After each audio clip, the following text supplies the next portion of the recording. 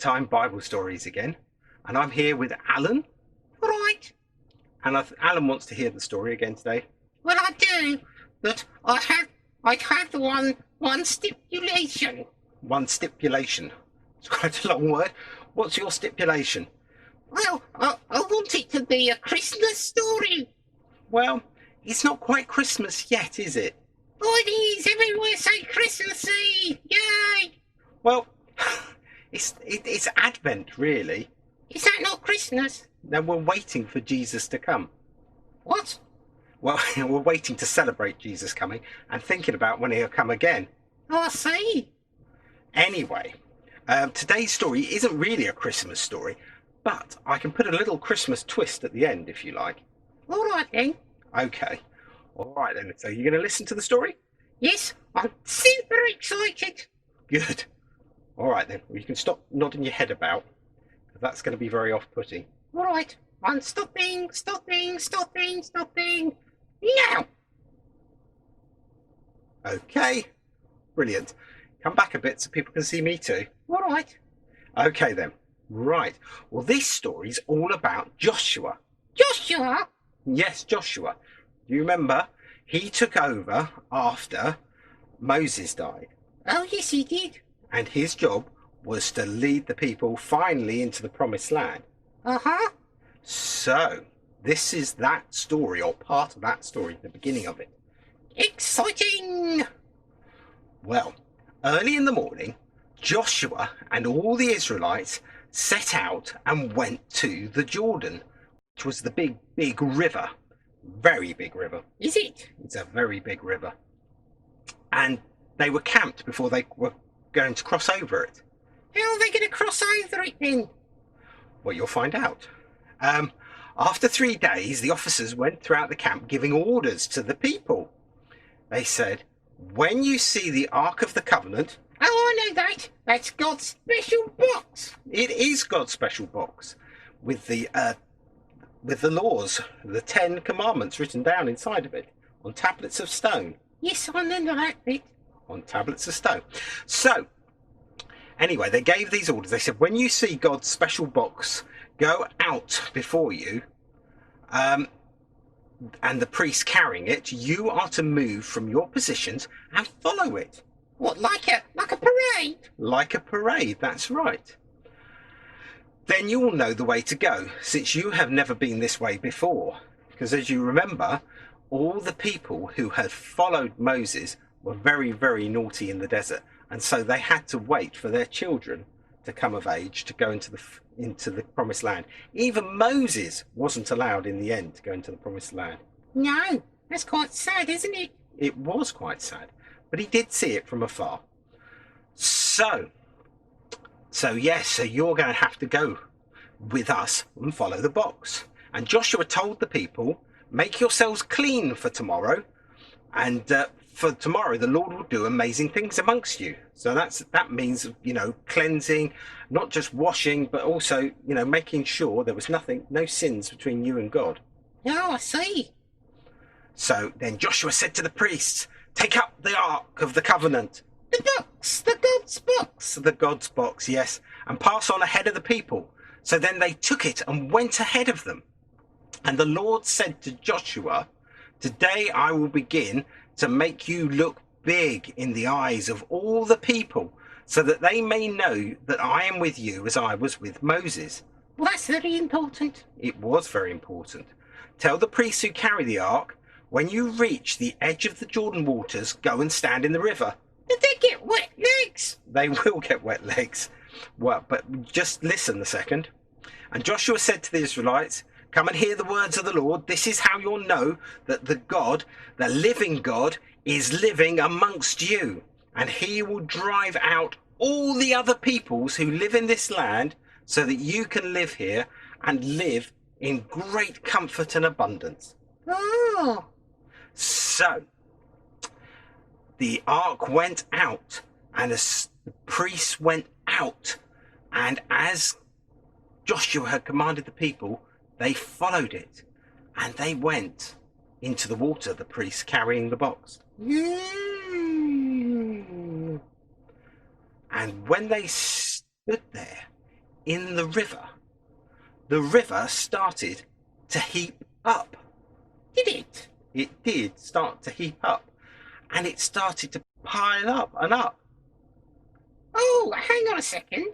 Did they cross through on dry land? They did. I've heard this story before.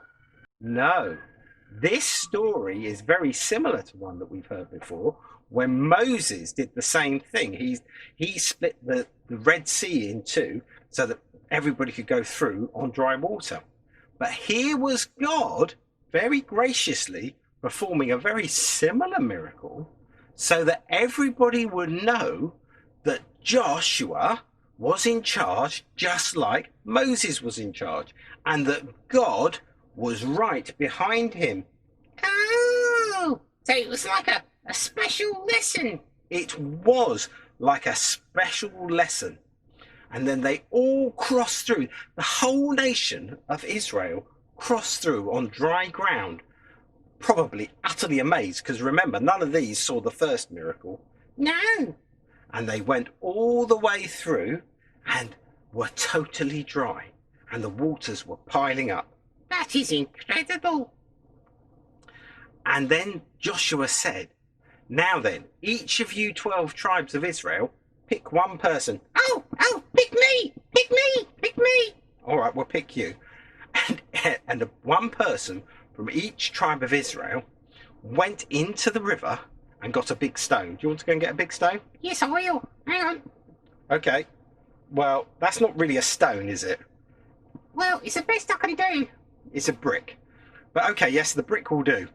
And they got these big stones, and Joshua said to them to make a big pile. A big pile? Yeah, kind of like a statue. Let's get this stand over here. Maybe we can make our own. So let's just do that. Oh, this is exciting. Right, hold that. Hold it tight. Don't make it fall. There we go. There we are. Right, let's get rid of all those bits of paper that went that stand. There we go. So you can now put your brick on. Right.